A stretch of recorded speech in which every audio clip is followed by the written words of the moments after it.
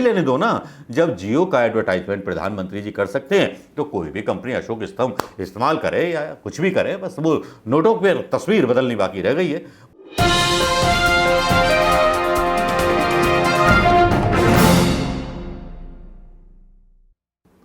दोस्तों नमस्कार, मैं मनोज कुमार शर्मा एक बार फिर आपके बीच में। दोस्तों आते थे बड़े मुंह फुलाकर, नथुने फुलाकर के महिषासुर की तरह एक ऐसे नेता जो अक्सर चर्चा का विषय बन जाते थे, और जी हां, जिनके बारे में पिछले दिनों सोशल मीडिया पर काफी सुर्खी बनी रही, काफी बातें चलती रही। जी हां, विषय था मंत्रिमंडल का बदला जाना। भाई लोगों ने यहां तक चुटकी लेनी शुरू कर दी कि राहुल गांधी का इस्तीफा मांगने वाले खुद इस्तीफा दे बैठे। लेकिन धीरे धीरे जब राज खुलता है तो राजों के पीछे के राज जब आते हैं नजर, तब समझ में आता है कि भाई साहब को क्यों हटाया गया, किस लिए हटाया गया।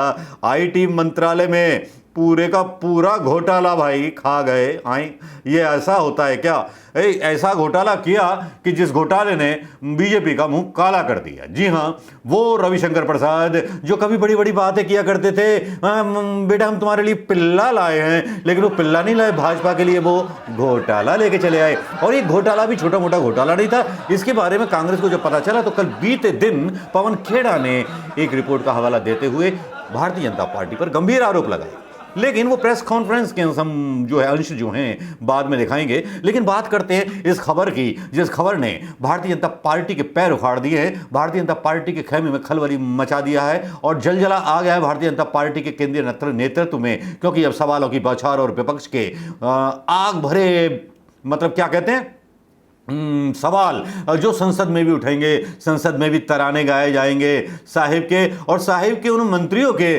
जिन्होंने साहिब का मुंह काला करने में कसर नहीं छोड़ी। अब कौन से साहिब का मुंह काला हुआ कि नहीं हुआ ये हम नहीं कह सकते। तारीफ तो बहुत जगह होती है जनाब, और जब तारीफ होती है तो फिर एक बार कहना चाहूंगा कि रविशंकर प्रसाद के रहते आईटी मंत्रालय में हुआ बड़ा घोटाला। कांग्रेस ने कहा कि सिर्फ मंत्री पद से हटाना ही काफी नहीं है, जो हटा दिया गया है। कांग्रेस ने सीएजी जैसा कि नाम भूल चुके हैं लोग, कि अंतरिम रिपोर्ट का हवाला देते हुए आईटी मंत्रालय में लगाए गड़बड़ी के आरोप, भाजपा की ओर से अब तक नहीं आया आरोपों का कोई जवाब। और जब आरोपों का जवाब नहीं आता तो लगता है कि ये इंसानों की फितरत जो है बड़ी खराब हो गई है, इंसान की नीयत बड़ी खराब हो गई है। और इस खराब नीयत के बीच देश प्रेम का ढोंग रचने वाले लोगों के चेहरे से वो नकाब उतर गया, जिस नकाब को कभी वो इस्तेमाल किया करते थे तिरंगे झंडे के पीछे छुपा करके, कभी गिरे वस्त्रों के पीछे छुपा करके। लेकिन आज हकीकत खुल गई। हाँ, खबर कुछ इस तरह से है कि कांग्रेस ने नियंत्रक एवं महालेखा परीक्षक की एक अंतरिम रिपोर्ट का हवाला देते हुए आरोप लगाया कि अनियमितता के कारण केंद्रीय इलेक्ट्रॉनिक व प्रौद्योगिकी मंत्रालय का भारत नेट कार्यक्रम तेजी नहीं पकड़ सका। मुख्य विपक्षी पार्टी ने इस मामले में पूर्व आईटी मंत्री रविशंकर प्रसाद की भूमिका की ओर सीधे सीधे उंगली उठा दी और ये कहा कि रणदीप सुरजेवाला कांग्रेस के प्रवक्ता हैं, जानते ही हैं आप। उन्होंने कहा कि ट्वीट किया उन्होंने कि इलेक्ट्रॉनिक और सूचना प्रौद्योगिकी मंत्रालय पर कैग की रिपोर्ट भारी अनियमितताओं का खुलासा करती है।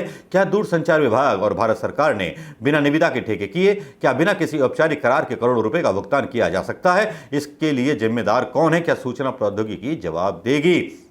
इसके बारे में पवन खेड़ा क्या बोल रहे हैं प्रेस कॉन्फ्रेंस में, यह भी सुन लीजिए दोस्तों। तो सीएजी की एक रिपोर्ट, प्रिलिमिनरी रिपोर्ट आई है, लगभग 122 पेज की रिपोर्ट है, मैं आपको दूंगा, जिसमें ministry of electronics and information technology, mighty, ये माइटी के कई मायने होते हैं, MIGHTY भी होता है, तो बड़े माइटी तरीके से ये माइटी काम कर रही थी। सीएजी ने उंगलियां उठाई हैं कि 2019 की जुलाई से लेकर दिसंबर 2020 तक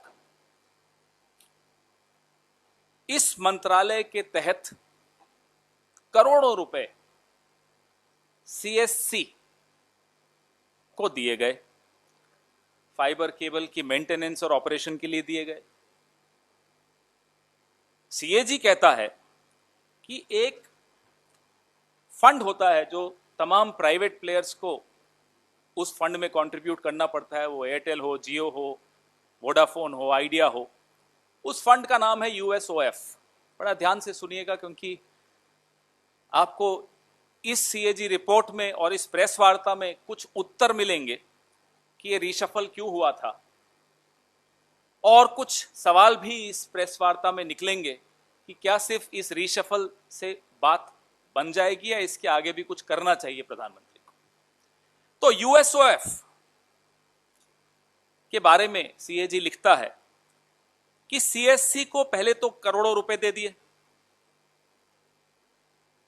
और यूएसओएफ उस सीएससी पर विलंब प्रोजेक्ट्स में हो जाए या प्रोजेक्ट सही ढंग से एग्जीक्यूट ना हो तो यूएसओएफ उन पर पेनाल्टी भी नहीं लगा सकता, क्योंकि एग्रीमेंट में वो पेनाल्टी का क्लॉज ही नहीं है। ये सीएजी की ऑब्जर्वेशन है, मेरी नहीं।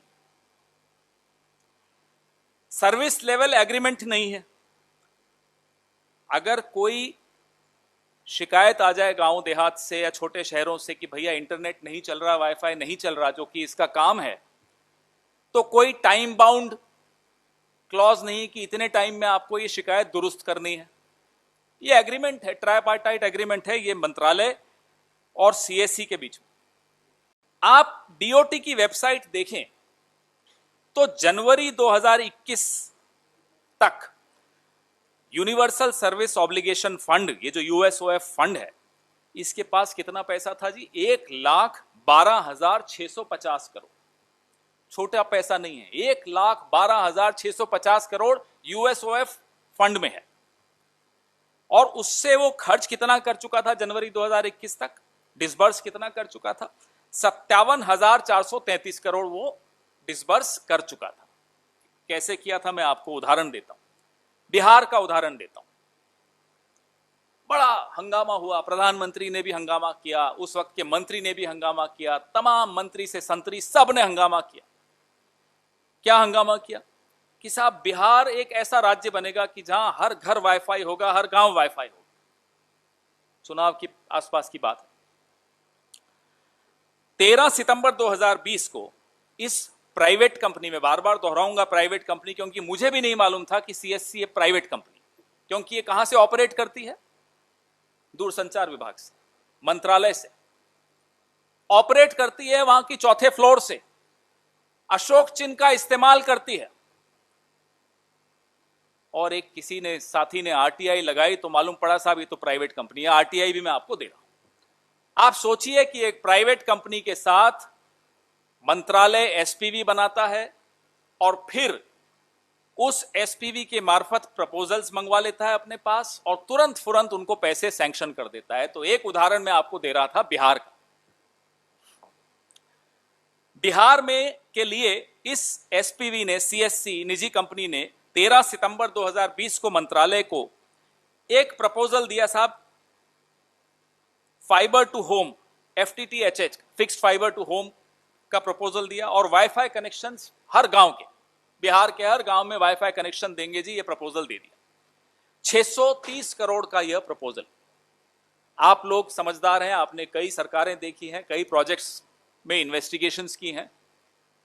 कोई भी सरकार इतने बड़े मेगा प्रोजेक्ट को, 630 करोड़ कोई छोटा प्रोजेक्ट नहीं होता, उसको पायलट प्रोजेक्ट कैसे कह सकती है? जरा मुझे इसका कभी आप बताइएगा कैसे कह दिया।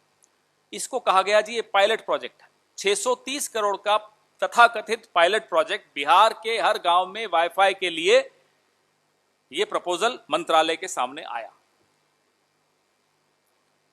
19 सितंबर, 6 दिन के बाद 2020 को डिजिटल कम्युनिकेशन कमीशन ने इसको अप्रूव कर दिया। 6 दिन के अंदर अंदर इस प्रपोजल का अप्रूवल आ गया डीसीसी द्वारा। 15 अक्टूबर 2020 को यूएसओएफ नॉमिनेशन बेसिस पे बिना किसी टेंडर के इस सीएससी प्राइवेट कंपनी को लेटर दे रहा है कि भैया आप काम शुरू कर दीजिए। 23 नवंबर 2020, सितंबर में कहानी शुरू हुई थी, मत भूलिएगा। 23 नवंबर 2020 को यह सीएससी कंपनी ईमेल भेजती है यूएसओएफ को कि साहब हमें मोबिलाइजेशन एडवांस दे दीजिए, जो 30% का प्रोजेक्ट का 30% का जो मोबिलाइजेशन एडवांस है वो हमें दे दीजिए। अब मोबिलाइजेशन एडवांस मांग रही है कंपनी ने, कोई एग्रीमेंट नहीं की है। मैं वापस से दोहरा रहा हूं, सरकार के साथ कोई एग्रीमेंट नहीं हुई कंपनी, सिर्फ एक चिट्ठी गई कि आप काम शुरू कीजिए। कंपनी ने मोबिलाइजेशन एडवांस मांगा जो कि है 179 करोड़, 189 करोड़। ये गया जी 23 नवंबर को ये मेल जाती है। एडिशनल एडमिनिस्ट्रेटर यूएसओएफ फाइनेंस के वो फाइल पे लिखते हैं, as no agreement is available the payment can not be released. एक अफसर था, ईमानदार था, उसने लिख दिया कि साहब एग्रीमेंट है नहीं, मैं पेमेंट कैसे रिलीज कर दूं। अंशुली आर्या जो उनकी बॉस हैं, एडमिनिस्ट्रेटर हैं यूएसओएफ की, वो 23 नवंबर को लिखती हैं, honourable prime minister has inaugurated this project on 21 सितंबर 2020। ये नोटिंग है, फाइल की नोटिंग है, मैं आपको एनेक्शर में दे रहा हूं। ये एडमिनिस्ट्रेटर लिखती हैं, उनको ओवर रूल करते हुए, एडिशनल एडमिनिस्ट्रेटर को ओवर रूल करते हुए, कि प्रधानमंत्री जी ने 21 सितंबर 2020 को प्रोजेक्ट का इनॉग्रेशन कर दिया है। The agreement has not been finalised and is likely to take time. Agreement अभी नहीं हुआ है, इसमें समय लगेगा। ये फाइल नोटिंग है। The project is running on a very tight schedule, therefore the advance is approved as approved by DCC is approved. ये Anshuli Arya administrator of USOF लिखती हैं ओवर रूल करते हुए अपने जूनियर ऑफिसर को कि प्रधानमंत्री ने इसका इनॉग्रेशन किया है सितंबर की 21 तारीख को, तो भले ही एग्रीमेंट नहीं हुआ हो, ये पैसा 30% 189 करोड़ रिलीज कर दिया जाए, अप्रूव कर दिया जाए। ये मैं आपको एक उदाहरण दिया बिहार का कि कैसे ये काम हो रहा था उस मंत्रालय में। दूसरे दिन ये हुई नोटिंग, आपको मैंने बताया 23 नवंबर 2020 को। 24 नवंबर को बिना किसी एग्रीमेंट के 189 करोड़ रिलीज हो गया। एक दिन के अंदर अंदर आनन फानन में पैसा भी रिलीज हो गया। अब हम प्रधानमंत्री जी से यह जानना चाहते हैं, सीएजी की ड्राफ्ट रिपोर्ट, प्रिलिमिनरी रिपोर्ट आ गई, ये सारे कागज आपके सामने हैं, आरटीआई आपके सामने है कि एक निजी कंपनी है। प्रधानमंत्री जी ये बताएं कि सिर्फ रीशफल करके एक मंत्री को मंत्रालय से बाहर कर देना, कैबिनेट से बाहर कर देना, क्या उससे काम हो जाएगा? क्या जो हजारों करोड़ का जो इसमें प्रश्न चिन्ह लगा है उसका कोई हिसाब किताब देगा जनता को या नहीं देगा? ये कंपनी ने भारतीय जनता पार्टी को किसी भी दिशा में किसी भी तरीके से चंदा दिया है या नहीं दिया है? बताएं। इस कंपनी का भारतीय जनता पार्टी के किन किन नेताओं से क्या संबंध है ये बताएं। और यह भी बता दें कि सीएससी जैसी और कितनी कंपनियां हैं जो सरकार का चिन्ह इस्तेमाल कर रही हैं, अशोक चिन्ह इस्तेमाल कर रही हैं, जो सरकार के प्रेमिसिस में बैठी काम कर रही हैं, जो जब तक आरटीआई न लगाई जाए मालूम भी नहीं पड़ता कि प्राइवेट है। और क्या यही वजह है कि आप आरटीआई को कमजोर करने पे तुले हुए हैं? क्या यही वजह है कि आप संसद के दरवाजे भी मीडिया के लिए बंद करना चाहते हैं? क्या यही वजह है कि आप प्रेस कॉन्फ्रेंस से डरते हैं? क्या यही वजह है कि आपने रविशंकर प्रसाद जी को कैबिनेट से हटाया है? क्या हटाना सिर्फ हटाने से काम हो जाएगा? क्या वो काफी है? इन तमाम सवालों के उत्तर चाहिए और एक हाई लेवल, निष्पक्ष, उच्च स्तरीय जांच होनी चाहिए इस पूरे घपले में कि कैसे एक ये एसपीवी बनी, क्या क्या उसको काम दिए गए, कैसे उसको मोबिलाइजेशन एडवांस दे दिया गया। और सीएजी कहती है कि साहब कोई ऐसा क्लॉज ही नहीं डाला था कि उनको हम पनिश भी कर सकें। सरकार अगर वो कंपनी धोखा दे दे, काम नहीं करे, पैसा लेके भाग जाए, तो कोई तरीका नहीं है आपके पास कि आप उसको काबू कर सकते। पवन खेड़ा साहब की ये तो आपने सुनी ली होगी प्रेस कॉन्फ्रेंस। अब इसके बाद काफ़ी सारे जिक्र और सवाल हो जाते हैं, जिस तरह प्राइवेट कंपनी को बिना आधिकारिक के तौर पर, बिना मतलब जैसा होता है ना कि निविदा जारी की जाती है, ऑक्शन किया जाता है चीज़ों का। जैसे कि बोलते थे प्रधानमंत्री मोदी जी, मैं कोल में आऊँगा तो ऑक्शन स्कीम लाऊंगा और उसमें जो ज़्यादा से ज़्यादा पैसे देगा उसको मैं वो नीलाम करूँगा, देश का नुकसान नहीं होने दूंगा। ये सीएजी रिपोर्ट का मामला पता है ना आपको? ये वही सीएजी रिपोर्ट है, ये सीएजी सीएजी रिपोर्ट ने कभी यूपीए सरकार के दामन को काला कर दिया था, काले धब्बे पोत दिए थे मनमोहन सिंह सरकार के चेहरे पर और उनके कपड़ों पर, यानी कि गांधी परिवार को भी लपेटे में लेने के चक्कर में थे, लेकिन वो लपेटा सपेटा ना बन सका और वो एकदम खोखले आरोप निकले। लेकिन अब यहां पर मुश्किलें बढ़ती हुई नजर आ रही है और खेड़ा ने सवाल किया, प्रधानमंत्री को बताना चाहिए क्या सिर्फ कैबिनेट मंत्री का इस्तीफा लेना पर्याप्त है? भाजपा और सीएसी एसपीवी के बीच क्या संबंध है? आखिर कैसे कोई निजी कंपनी अशोक स्तंभ का इस्तेमाल कर सकती है, राष्ट्रीय स्तंभ का इस्तेमाल कर सकती है? ठीक भाई, कर भी लेने दो ना।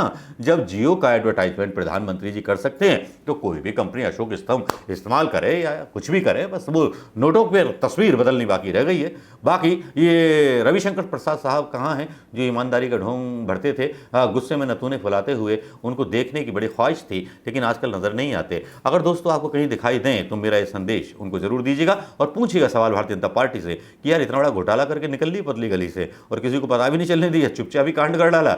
दोस्तों कैसी लगी खबर? नमस्कार, जय हिंद दोस्तों।